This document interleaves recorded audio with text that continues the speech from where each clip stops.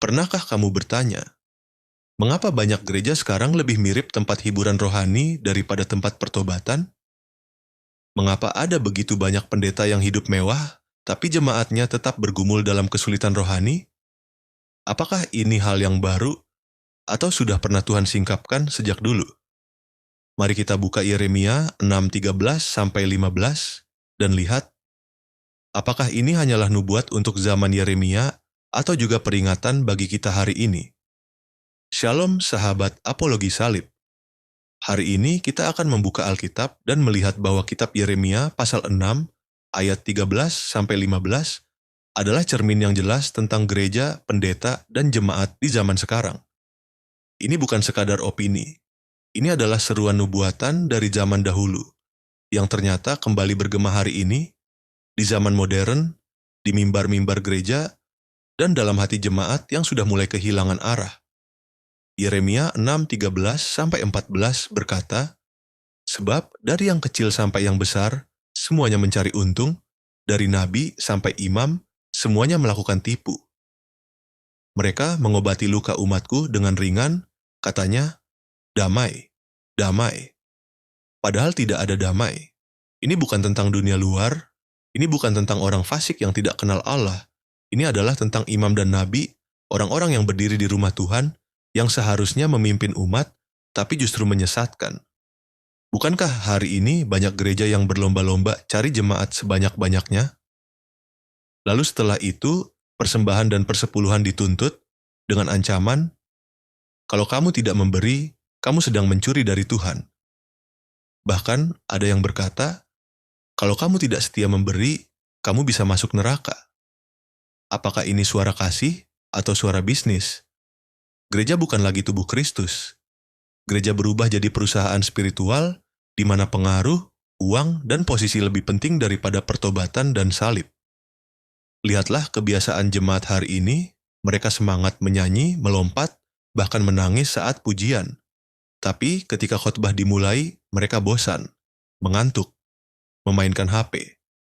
Dan jika isi khotbah tidak sesuai dengan selera mereka pindah gereja. Mereka mencari gereja yang nyaman, yang cocok dengan hati. Mereka tidak mencari salib. Mereka mencari entertainment yang berlabel Kristen.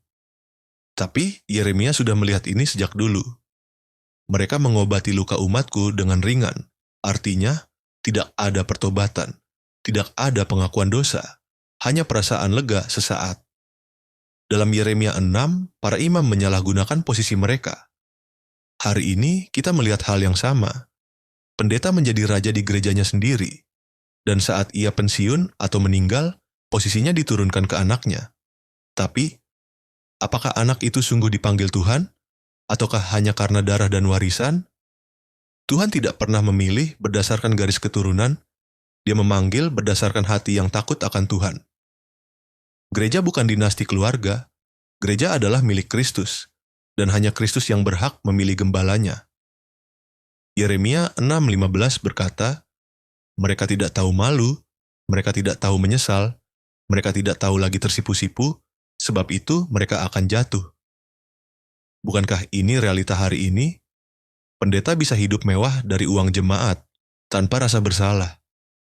Jemaat bisa hidup dalam dosa, tapi tetap menyanyi dan mengangkat tangan, seakan semua baik-baik saja. Tapi Yeremia berkata, mereka akan jatuh.